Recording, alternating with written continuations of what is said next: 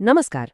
शिक्षा क्षेत्र रे करियर करिबाकू चाहूथिबा समस्तंक पई एक बहुत बड़ खबर। भाभी देखंदु, भारतर दुईटी सबुठु बड़ शिक्षानुष्ठान केवीएस आउ एनबीएस एकाठी मिसी एक मेगा निजुक्ति बाहर करिछंती। जो माने शिक्षकताकू निजर स्वप्न भवंती सेमानंक पई एहाठु बड़ सुजोग आउ कोन होई पारे। तेबे चालंतु ए विषय रे सबु किछि जानिबा। सबुठु आग एही संख्या उपरे नजर पकांतु 14,967। एईटा खाली गोटे नंबर नोहे, एहा हेउछि सेही सुजोगगुड़िकर संख्या जहा अपेक्षा करिछि। एते पदवी एमिथि सुजोग बारंबार आसेनि। हेले गोटिए कथा, एथिपाई बेसी समय नाही। आवेदन प्रक्रिया नवेम्बर 14 रु आरंभ होई डिसेम्बर 4 रे ही शेष होइजिब, माने मोटामोटी भावे 20 दिनर समय। तेणु क्यालेंडरे एही दुईटी तारीखकू एबेठु मार्क करी रखि दियंतु। आगकू आमे एही सबु विषय रे कथा हेबा। एहा काहींकी एक सुवर्ण सुजोग, पदवीगुड़िकर विवरणी, किए किए आवेदन करिपारिबे, चयन प्रक्रिया केमिति हेबो, आउ आवेदन करिबार ठीक तरीका कौन, एवं शेषरे एई चाकिरी काहींकी एते गुरुत्वपूर्ण। तेबे प्रथमे बुझिबा जे एही निजुक्ति प्रक्रियाकू काहींकी एते खास कुहा जाउछि। कारण एहा केंद्रीय विद्यालय संगठन एवं नवोदय विद्यालय समिति द्वारा एकाठी करा जाउथिबा एक बहुत बड़ उद्यम। सत कहिबाकू गले एहा एक प्रकारर ऐतिहासिक घटना।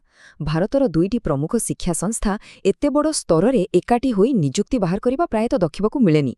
एहा सरकारी शिक्षक चाकरी पाई वर्ष वर्ष धरी अपेक्षा करिथिबा लक्ष लक्ष आशायींक पाई बहुत बड़ खबर। अच्छा, तेबे सेही 14,967 पदवी भितरे कौन सबु अछि? आसंतु एही बड़ संख्याकू टिके भांगी देखिबा जे केउ संस्थारे किते पदवी रहिछि आउ केउ केउ पद पाई सुजोग अछि। देखंतु, मोट पदवीरु सिंहभाग माने प्राय 9,126 पदवी केवल केंद्रीय विद्यालय संगठन बा केवीएस पाई रहिछि।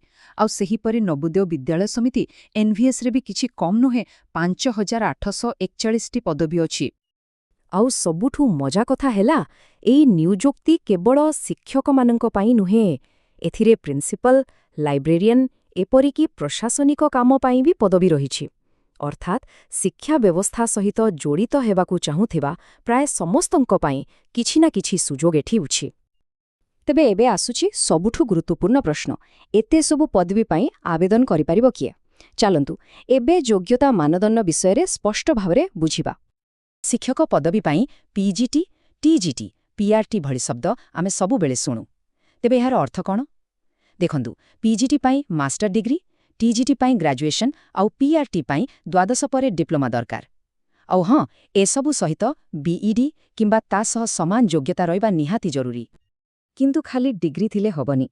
प्रत्येक पद पाई एक निर्दिष्ट बयस सीमा अछि एवं केतेक शिक्षक पद पाई सीटीईटी बा केंद्रीय शिक्षक योग्यता परीक्षा पास करिबा बाध्यतामूलक। तेणु मोर परामर्श, आवेदन करिबा पूर्वरु ऑफिशियल नोटिफिकेशन को भल भाबरे पढ़िनेबा उचित। अच्छा, धरा जाऊ योग्यता अछि, तापरे कौन? आवेदन करिदेले तो चाकरी मिली जीवनी? तेबे आसंतु देखिबा आवेदन करिबा परठारु निजुक्ति पत्र पाइबा पर्यंत पूरा रास्ताटा केमिति। देखंतु, चयन प्रक्रिया मुख्यतः 4टी स्तररे हेब। प्रथमे तो एक लिखित परीक्षा देबाकू पड़िब। सेथिरे पास कले किछि पदवी पाई एक स्किल टेस्ट देबाकू होई पारे। तापरे आसिब डॉक्यूमेंट जांच आउ शेषरे मेडिकल परीक्षा। एही सबु पर्याय पार कले जाई चूड़ांत नियुक्ति मिलिब। चयन प्रक्रिया तो बुझी गले, किंतु एही यात्रार आरंभ केमिति हेब? एहार प्रथम पाद हेउछि आवेदन करिबा। तेबे आसंतु देखिबा एहार सठिक प्रणाली कौन? आवेदन प्रक्रिया पूरापूरी ऑनलाइन। तेणु केवीएस किंबा एनवीएस रो ऑफिशियल वेबसाइट को जाई फॉर्म भरिबाकू पड़िब। फॉर्म भरिबा बेले बहुत सावधान रहिबे, कारण छोट भूलटे भी परे बड़ समस्या सृष्टि करि पारे। आउ हाँ, शेषरे फॉर्मर एक कॉपी निज पाखरे निश्चय सेव करी रखिबे। एबे आसंतु शेष किंतु सबुठु गुरुत्वपूर्ण कथाटी देखिबा। एते सबु परिश्रम करी एही चाकरी पाइबार लाभ कौन? एहा काहींकी केवल एक चाकरी नुहे, बरंग एक भल क्यारियर गढ़िबारे सुजोग। देखंतु, प्रथम कथा हेउछि एहा एक स्थायी सरकारी चाकरी, जहा एक सुरक्षित भविष्यत देइथाए। भल दरमा, पदोन्नतिर सुजोग आउ सबुठु बड़ कथा हेउछि देशर भविष्यत, माने आम पिलामानंकु गढ़िबार एक सुजोग। एसबु मिसी एहाकु एक असाधारण क्यारियर सुजोगरे परिणत करुछि।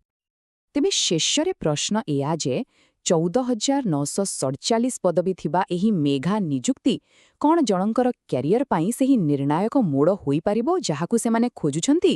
ଏହା ଉପରେ ଗଭୀର ଭାବେ ଚିନ୍ତା କରିବାର ସମୟ ଆସିଯାଇଛି।